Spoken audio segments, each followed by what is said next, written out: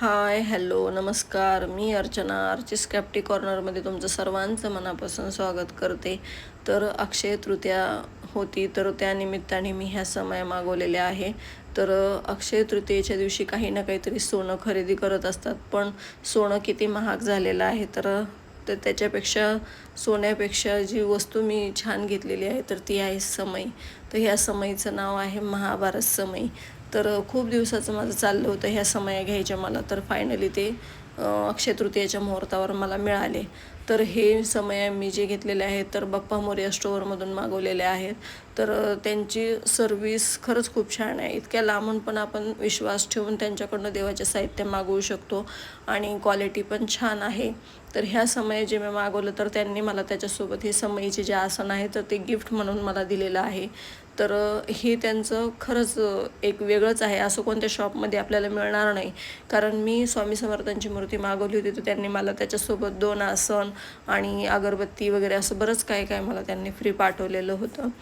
तर खरंच ज्यांना कुणाला पाहिजे नसेल तर त्यांनी त्यांच्याकडून नक्की घेऊ शकता. तर आता त्यांची समयांची मला पूजा करायची आहे.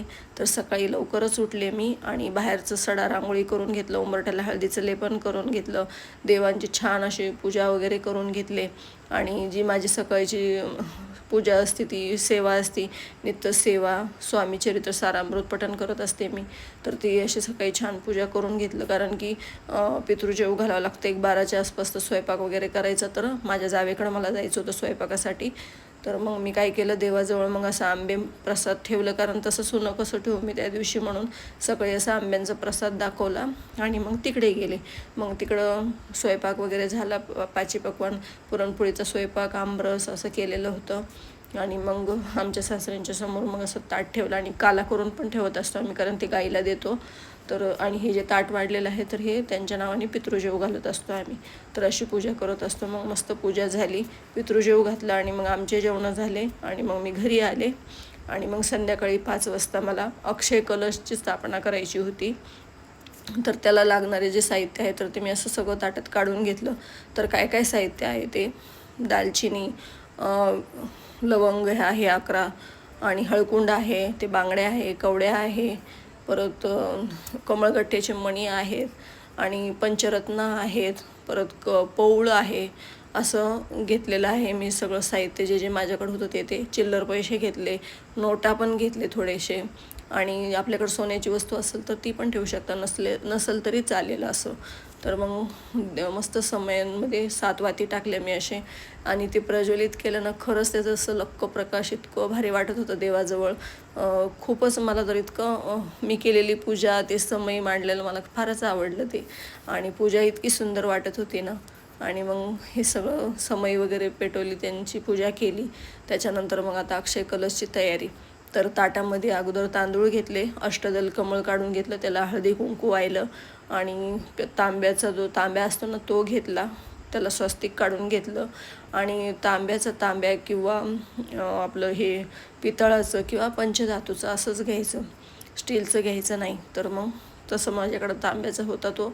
तर मग ते तांब्यामध्ये मग मी हे सगळं साहित्य टाकणार आहे एक एक करून.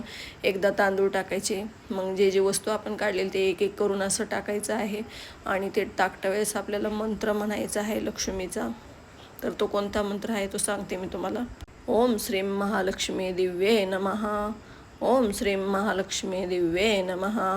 ओम श्रीं महालक्ष्मी दिव्ये नमः.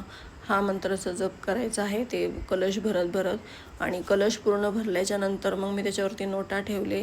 आणि माझ्याकडं जी लक्ष्मीची मूर्ती आहे पितळाची ती ठेवली मग मी त्याच्यावरती. आणि मोगऱ्याचा गजरा आणलेला होता तर त्याचा छान असा हार घातला मी देवीला. अशी सागर संगीत अशी पूजा केली. आणि काय सेवा केली पुढं ते पण सांगते मी तुम्हाला. श्रीयंत्रावरती कुंकुमार्चन पण केलं आज मी.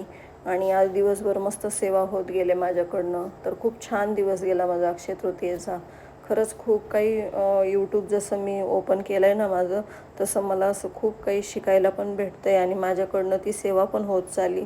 खरं नशीबच लागतं ह्याच्यात उतरायला, हे सगळं करायला.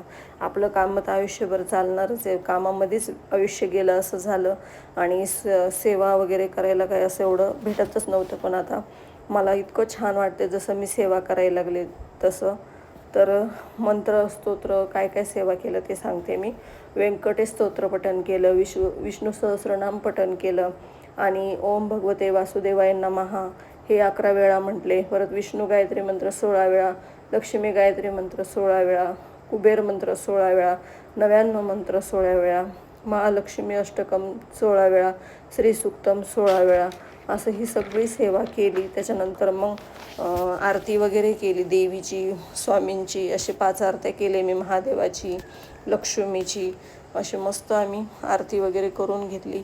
आणि त्याच्यानंतर बाहेर मग उंबरट्याजवळ, तुळशीजवळ असे छान दिवे वगैरे प्रज्वलित करून लावले. तर अशी छान सागर संगीत पूजा झाली माझी. कशी वाटली तुम्हाला मी केलेली साधी भोळी पूजा नक्की कमेंट करून सांगा. आणि प्लीज लाईक, शेअर, सबस्क्राईब करायला विसरू नका. पुन्हा भेटूया अशाच छानशा व्हिडिओसोबत. तोपर्यंत बाय बाय आणि सर्वांना श्री स्वामी समर्थ.